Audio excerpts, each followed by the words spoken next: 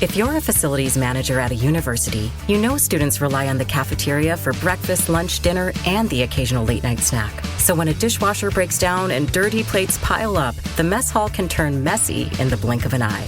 Enter Grainger. With over 1 million industrial-grade products and fast delivery, the product you need now is never far away. So you can turn that dishwasher back into a lean, clean washing machine. Call, click Grainger.com, or just stop by. Grainger, for the ones who get it done. Nestled in the rolling hills of upstate New York, Dryden seems like the kind of place where nothing ever happens. You know, the picturesque small town where neighbors wave, porches creak, and the local diner serves up coffee so weak, it's basically a concept of a cup of coffee. But peel back the layers of this idyllic postcard, and you'll find something much darker. By the 1990s, Dryden had earned itself a new, far less charming nickname: the Village of the Damned. A string of violent murders, tragic accidents, and mysteries so bizarre they could be a reject pile from a bad horror movie, and it left this town with a reputation that no one asked for. Coincidence? A statistical anomaly? Or something far more sinister lurking in the shadows of those maple-lined streets? Today, we're diving into the eerie history of Dryden, New York, a town whose charm collided with calamity. Grab your flashlight and maybe a comforting snack, because this one is about to get weird.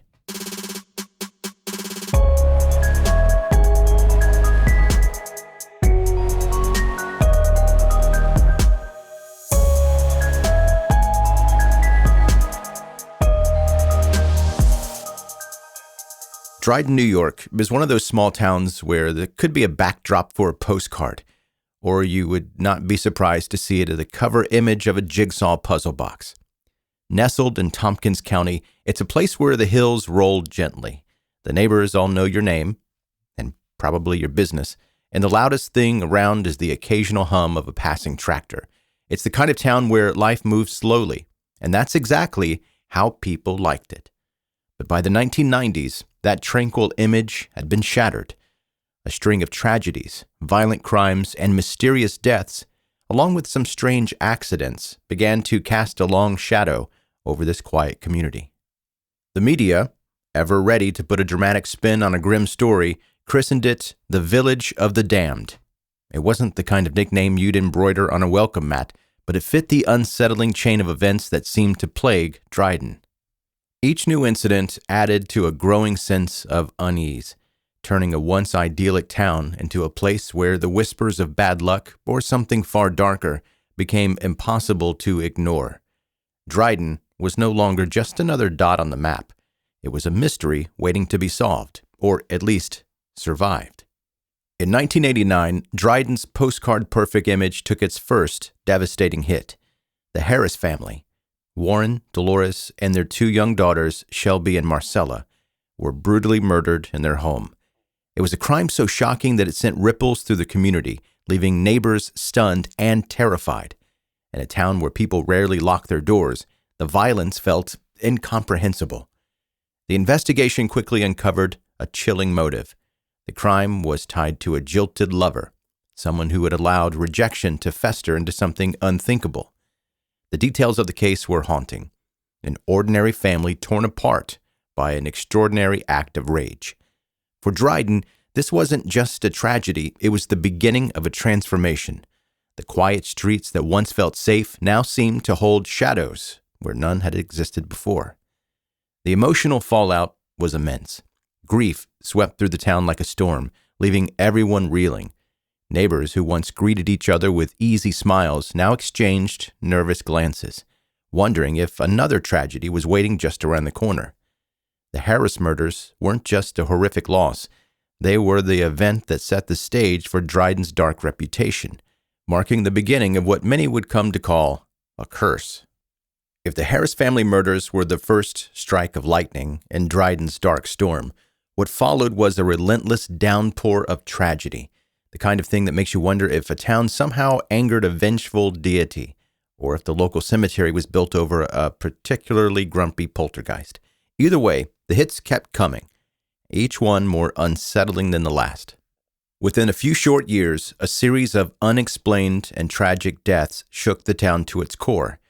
Accidents that seemed too strange to be random and lives lost too soon left the community grasping for answers.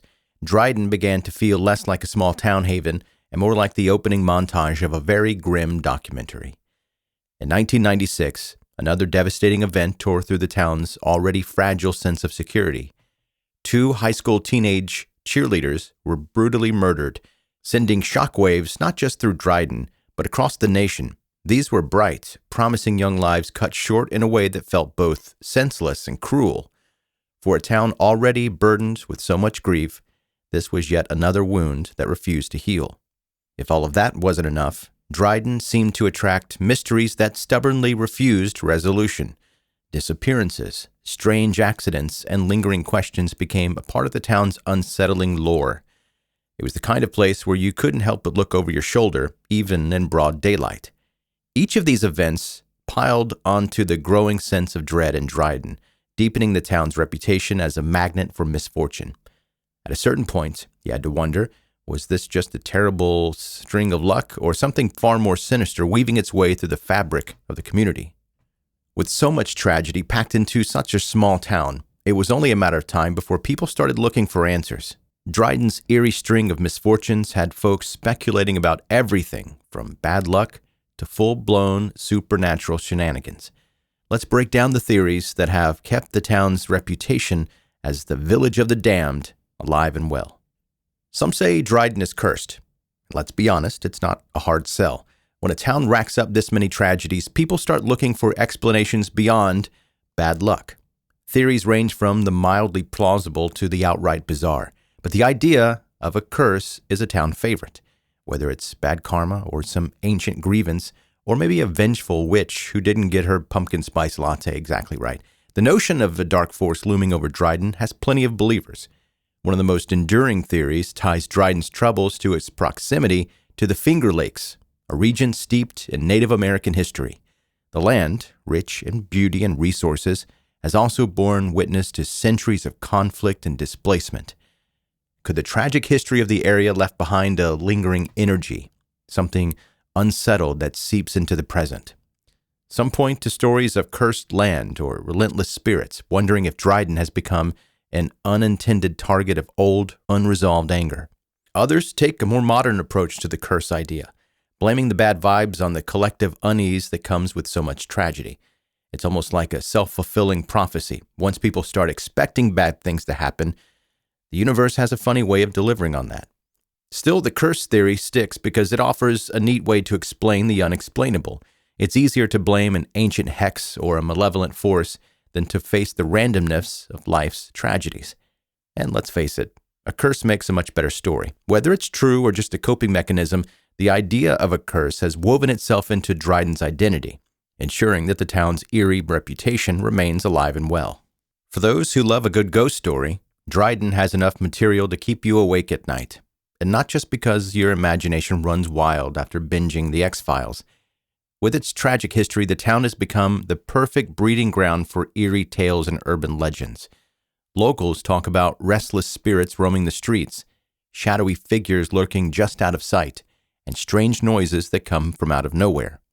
Some swear they've heard whispers in empty rooms or felt that unmistakable sensation of being watched, though it might just be the nosy neighbor who is always peeking out of their blinds. Then there are the specific legends, haunted woods where lights flicker and vanish, an abandoned house that no one will step foot in after sunset, and the occasional sighting of mysterious figures who disappear when you get too close. Sure, skeptics say it's all just folklore and the result of too much late-night pizza, but for a town like Dryden, these ghostly tales are hard to shake. Maybe it's ghosts. Maybe it's the town's tragic past seeping into the collective imagination. Or maybe it's just that neighbor mowing their lawn at 6 a.m. They've finally driven everyone to madness. Either way, the spooky vibes are alive and well in Dryden. Of course, not everyone is on Team Curse. Statisticians and skeptics point out that bad things happen everywhere. Dryden just had the misfortune of having them happen all at once. They argue it's a tragic but ultimately random clustering of events, not some grand cosmic conspiracy. But when tragedy after tragedy keeps piling up, even the most skeptical minds start to waver. Whether you're a believer in curses or a fan of ghost stories, or a data-driven realist, one thing is clear. Dryden's legacy of mystery isn't going away anytime soon. It may seem like just another small dot on the map, but its history tells us a much darker story. From heartbreaking murders to tragic accidents and lingering mysteries, the town has become a symbol for the unnerving reality that even the most peaceful places can hide unthinkable secrets. Its haunting legacy earned the nickname the Village of the Damned, a title that feels both dramatic and somewhat fitting. Is Dryden cursed, plagued by bad luck, or simply the setting of a series of tragic coincidences that spiraled into a reputation that no town would ever want? We're never going to know for sure. Theories abound, but answers are few. What we do know is that the stories of Dryden continue to cast a long shadow, keeping its name alive in the annals of true crime and mystery. As we step away from the eerie streets of Dryden, one question lingers. Is the darkness that touched this town an anomaly, or is there more to its story that we've yet to uncover? For now, its secrets remain as elusive as ever.